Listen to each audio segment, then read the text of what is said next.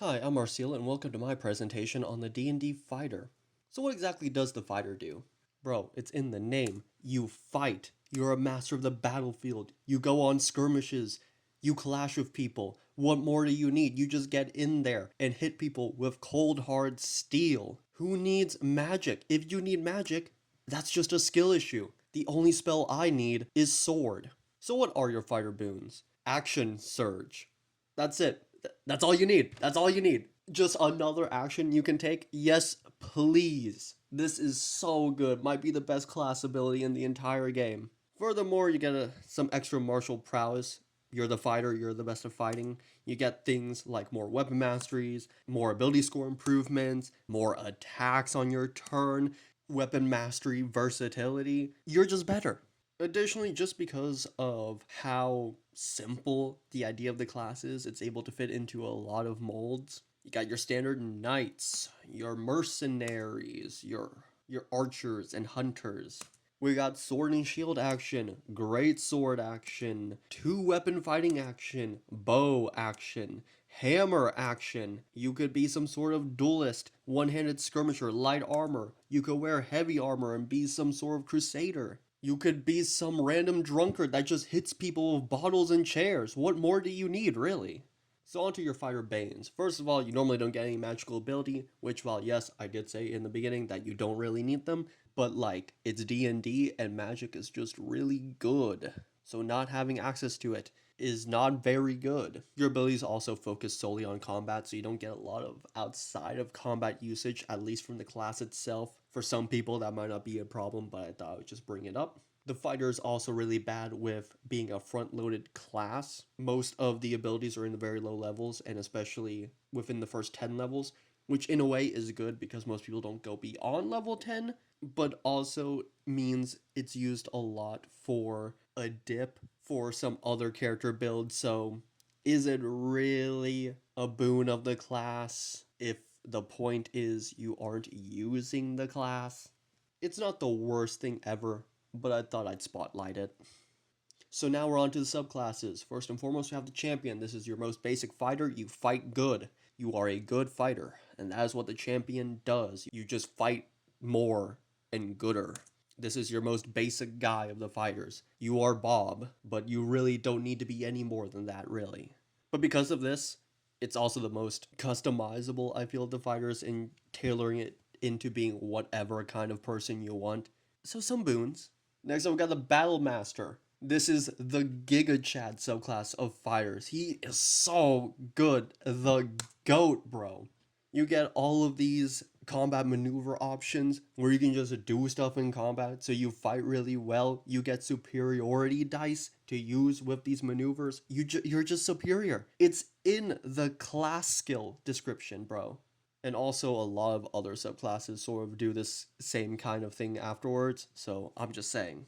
Then we got the Eldritch Knight. If you wanted to sword and spell instead of sword and board, this is your class. You get a few magical options where you're somewhat limited in what you can take as a spell, but hey, Mage Knight. Then we got the Psy Warrior. Instead of full on casting spells, you use psychic energy to either hit your foes betterer or protect yourself. This is mainly a thing in the Eberron setting. I believe this is where it was originally from in terms of flavor that's presented, but like you can just put it in your game if you want to. It's not that weird compared to some other things. And yeah, these are the main three things that your fighter can do. You got your protective field, you got your psionic strike, and you got some telekinesis. And the class revolves around those three abilities. Next, you have the Arcane Archer. If you want a bow-focused subclass, here you go. Bow plus magic.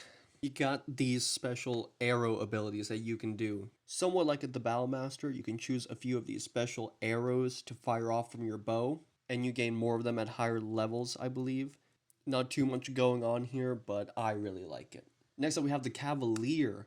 This is your knight on a steed, and you really do have an evil and intimidating horse, because more than being a mounted combatant, you know Sentinel?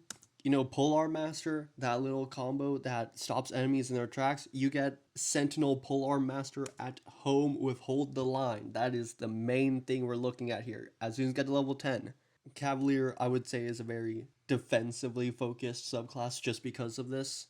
So if you're wanting to play a sort of tank fighter, I would choose Cavalier. Next up, we got the Samurai. Instead of being a soulless warrior for the higher ups, this is all about that honor and Bushido. It's also about dealing a lot of damage. Not only do you get your extra attack as a fighter, and then more extra attacks, when you level up more as a fighter, you got some abilities that allow you to use advantage to instead gain more extra attacks, and then when you're going down in battle, you can just deal a few more attacks everywhere. That's the Samurai. Then we got the Rune Knight. This is the fighter that looked at giants and were like, hey, big, strong, I want to be like that. And then you use their runes to improve yourself. You got a bunch of these runes to choose from, and each of them grants you a few extra abilities. I find it really funny that the two runes that require you to be higher level to use are the Storm rune, which makes sense because Storm Giants are at the top of the ordning, and Hill Giants, the ones at the bottom. You can also become big, like giant. So yeah, the fighter, a pretty basic class, but it gets the job done and is cool while doing it. It is also home to one of the best abilities, if not the best abilities in the game, and overall, might be one of my favorite classes. You can just do so much of them. Thank you for attending the presentation. Feel free to leave your thoughts and opinions in the comments, positive, negative, all of it. Bye bye. So what are your fighter boons? Actions. Actions. God. Action. Action. Action. Action. Action surge. Action surge. Why is that so hard to say, man?